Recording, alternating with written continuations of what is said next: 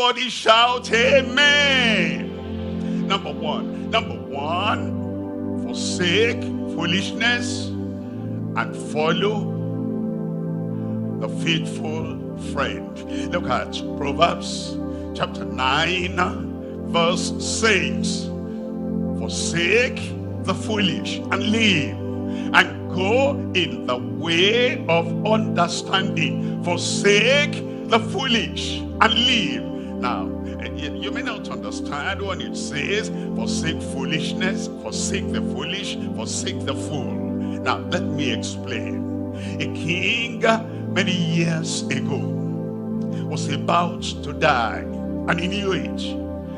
And those days, the king used to have somebody that they appointed to amuse him, to make him happy, to tell him stories, almost to play the comedian before him. And every time to cheer him up, he will ask, is the fool there? They used to call him a fool because he used to say some foolish things that the king would just laugh and laugh. And so, is the fool there? And they said, yes, and fool come. And the fool came, that's his title. And the king said, I'm about to go, about to leave.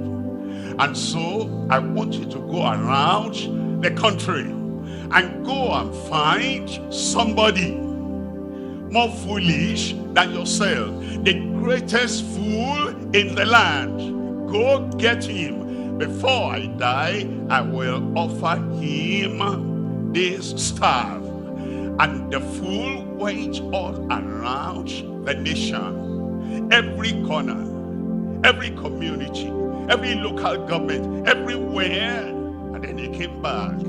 And the king said, have you found somebody more of a fool than yourself? And he said, no, really. But I can tell you somebody who is a greater fool than myself. And so the king said, tell me, I want to hear. And the fool said, Your Majesty, Honorable, you are going on a long journey. Yes. When you go to this long journey, you will not come back here. Yes.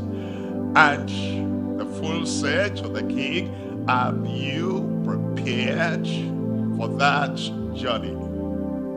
And the king thought and said, no, not really. And the fool said, get the staff.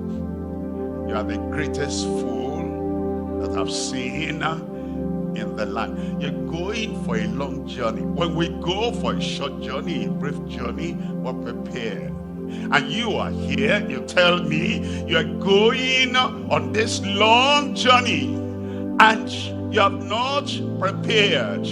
What's the fool telling us? Even a fool telling us that if we don't prepare for the future, that we are the greatest fool. The woman wants to prepare a good meal, and so she looks at the future at the table. When all the members of the family will gather together, what will I cook, what will I prepare, and what will I dress for the family, the future.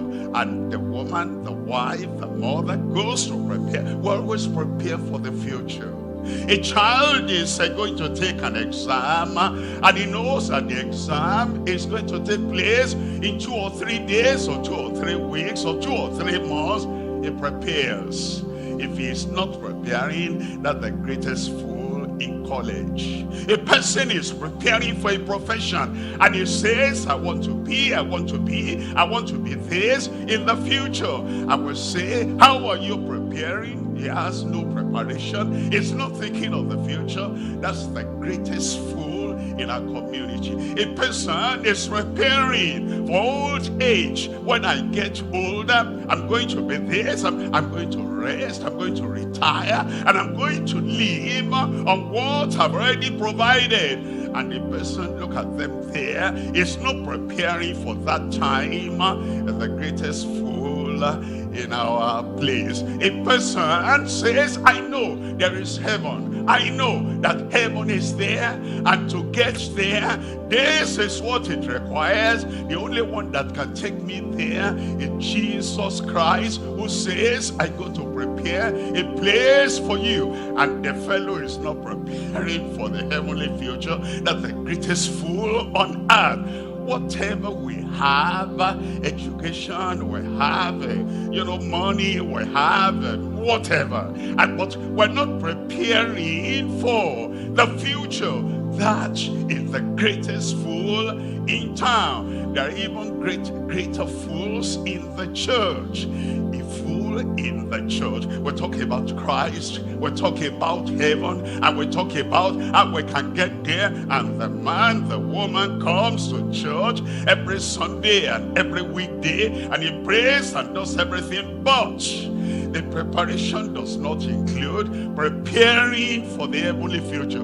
That's the greatest fool in church.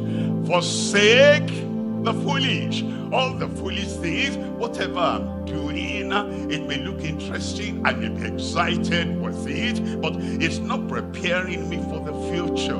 You want to have future health. You want to be strong, and you want to be healthy, and in the future, even when you get older, you want to still remain strong. How are you preparing for that? The fellow is eating junk, and he's doing risky things that could kill him and destroy him. That's the greatest fool among us. And the Lord is saying, think of the future. And when you think of the future, you prepare for the future. If you are not preparing for the future, you are the greatest fool in town. I will not be a fool.